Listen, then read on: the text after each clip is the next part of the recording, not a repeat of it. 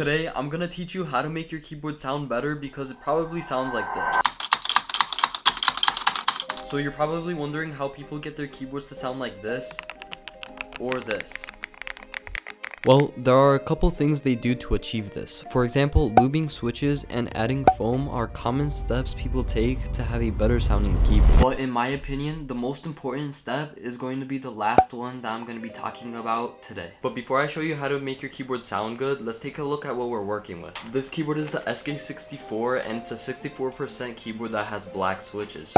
Right now the keyboard doesn't sound good, but at the end of the video after we mod it, it's gonna sound 10 times better, and if it doesn't, I'm gonna throw the keyboard out. And to prevent that from happening, let's start with the first step that will make your keyboard sound way better, which is lubing your switches. This is a common one, but it might be hard for some people to do, especially if you have a NonHot Swappable keyboard. But there still is a couple ways you could lube your switches if you have this problem. The hard way is to take the keyboard apart and desolder the switches, which takes really long, and in my opinion, it's almost not worth it. That's why I chose to do it this other way, which takes way less time and is almost as good. You see, a couple years ago, I actually had a NonHot Swappable keyboard, which is this one actually right here. And I hated how it sounded, so I tried to lube the switches without removing them. And to my surprise, it actually worked. So to lube a NonHot Swappable keyboard, what you want to do is push down on the switch and insert the lube on the left and right sides of the switch where there's an opening, as you can see. Then you just want to move your brush around, which will spread the lube and essentially lube your switch. Now to lube a switch on a hot swappable keyboard, what you want is a switch puller and a switch opener so that you could take out the switch from the keyboard, and then the switch opener is used to open up the switch. Once you have the switch opened up, get your lube. I prefer to use Krytox 205 grade 0 for my lube. Then you want to put the Krytox 205 grade 0 lube onto your brush, and then here's what you need to lube for your bottom housing.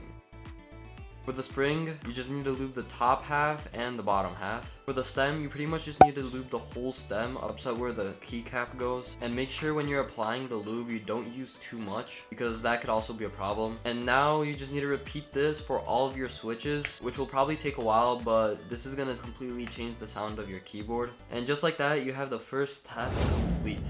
Alright, so I just spent the last 2 hours lubing switches. So here's how it sounded before. And here's how it sounds now.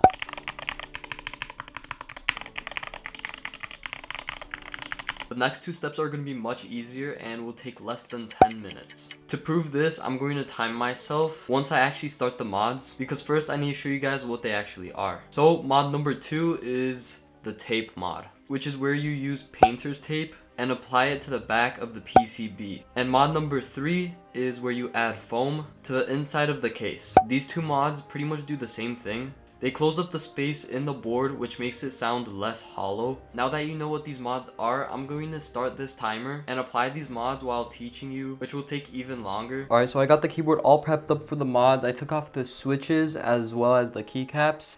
Now I'm just going to press start on this 10-minute timer to prove to you guys that these two mods will take less than 10 minutes. So first, you just need to take out the whole inside of this keyboard. So we're going to put this to the side. We have the PCB right here. Now what you want to do is add tape to the back of the PCB. Maybe like 3 to 4 layers of tape. Alright, just like that, we kind of have the keyboard taped up. So now I'm just going to put it back into the case here. Alright, I'm going to push down lightly so that we know where there's like holes that we need to make cutouts for. And now we see, for example, right here, we need to make a cutout. So there we go. Cutout 1 is made. And after a couple minutes, I finished the cutouts. Alright, and just like that, we have the tape mod complete. We have 2 minutes and 50 seconds left, which would be enough time to apply the foam, but I don't have any foam at the moment. Because if you buy foam for a keyboard, you pretty much just lay it down right here, so that wouldn't take long. So yeah, we completed the mod. Here is how the tape mod is supposed to kind of look like. You have some holes for the cutouts. And just like that, you have 3 out of the 4 steps completed that will make your keyboard sound a lot better. Right now, if you would check how your keyboard sounds, it'd probably sound a lot better than how you started. There's one last thing we need to do. This mod but in my opinion, it's probably one of the most important. So you probably know that there's these larger keys on your keyboard, like for example, the spacebar, the shift, the backspace. Well, these bigger keys have these things called stabilizers that pretty much just stabilize the key when you press on it. These stabilizers stock sound horrible, so luckily today I'm gonna teach you how to fix your stabilizers. But real quick, if you have a NonHot Swappable keyboard, right now I'm gonna play a video that's gonna show you how to mod your stabilizers if you have a NonHot Swappable keyboard. So if you have a NonHot Swappable keyboard, you want to press on this lever and pull the stabilizer up. Don't pull it all the way out, but just pull it up so that you could see under it. And then you want to get a piece of a band-aid and slide it in between the stabilizer and the actual board. At the end, it should look something like this.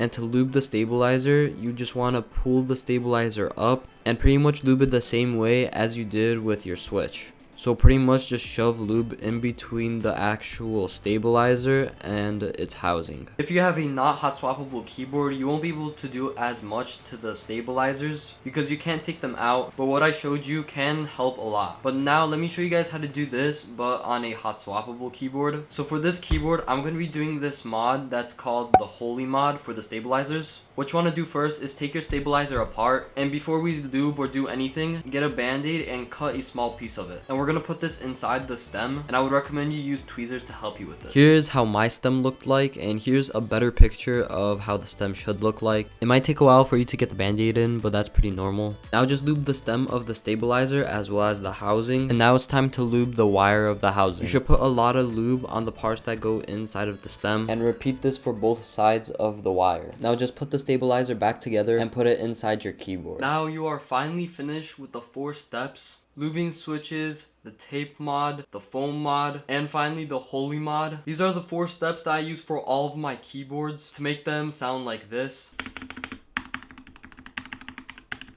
It might take a while to make a good keyboard sound good, but in my opinion, it's worth it because I'd rather play on this instead of this.